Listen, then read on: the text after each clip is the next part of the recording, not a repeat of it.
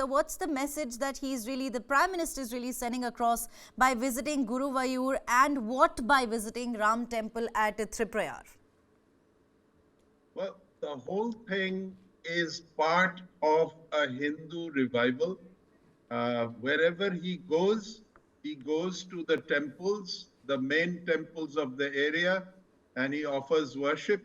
And not only that, now that the Ram temple is about to be inaugurated with the Pran Pratishthan, when he went south, he went one of the places where Ram visited. When he went to Nashik, he did the same thing. And so all of this is part of a narrative.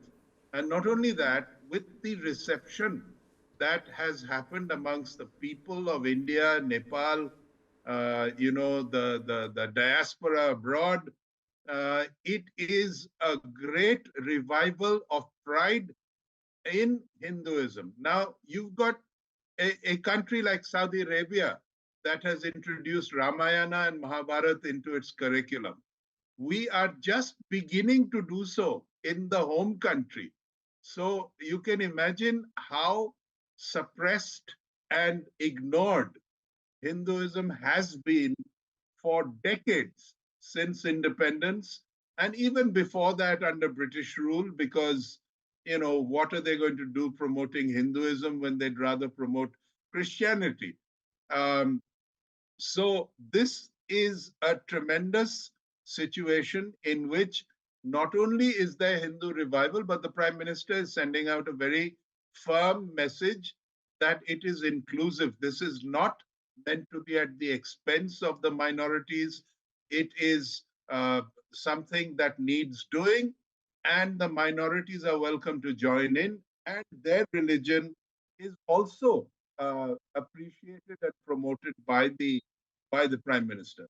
The last point is that this is resulting in a huge economic opportunity, because temple tourism, inclusive of the kind of connectivity and trains and planes and hotels and so on that are being organized, not just in Ayodhya, which is going through a total revival as a city in addition to the temple, but elsewhere as well. Now, when all of this happens, the pilgrimage becomes much easier, and the numbers have already increased dramatically, for example, in Kashi, and they're expected to continue to do so in multiple sites, which will result in great benefit to the local population of the area because of the spending of all these pilgrims. And then you've also got tourism, which is coming not so much motivated by a religious fervor, but just to see the spectacular temples and their rituals and so on, which is also attracting a lot of foreigners who are keen to look at Indian culture, which is so enduring, has lasted thousands of years, much before other Abrahamic religions. I want to know from you why Thrissur? BJP there, of course, senses an opportunity, senses a chance rather in Thrissur. Why is it so important for the BJP? Well, I think the main link, if you like, between the North and the South is the Hindu religion. And to emphasize that flies in the face of the opposition talking about a split between the North and South of the Vindhyas. So every opportunity the Prime Minister gets, he is correcting the narrative.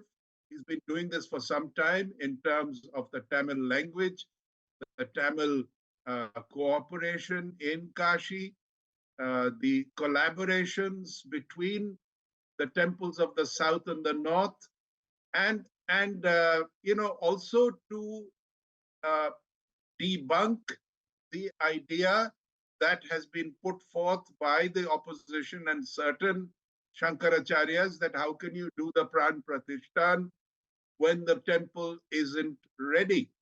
Now, a number of other gurus and sons have said this is rubbish.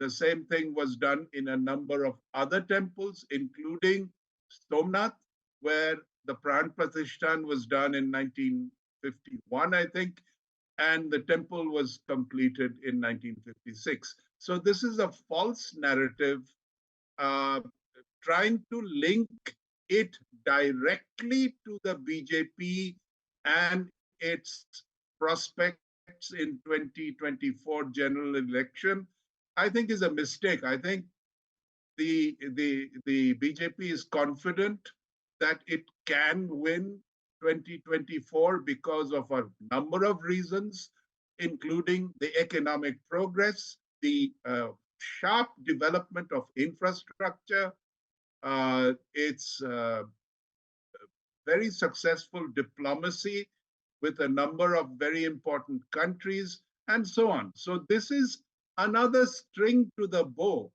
uh, but not, as the opposition would have it, a kind of desperate attempt to gain politically from all the promotion that is happening of the Hindu religion, the temple visits, etc.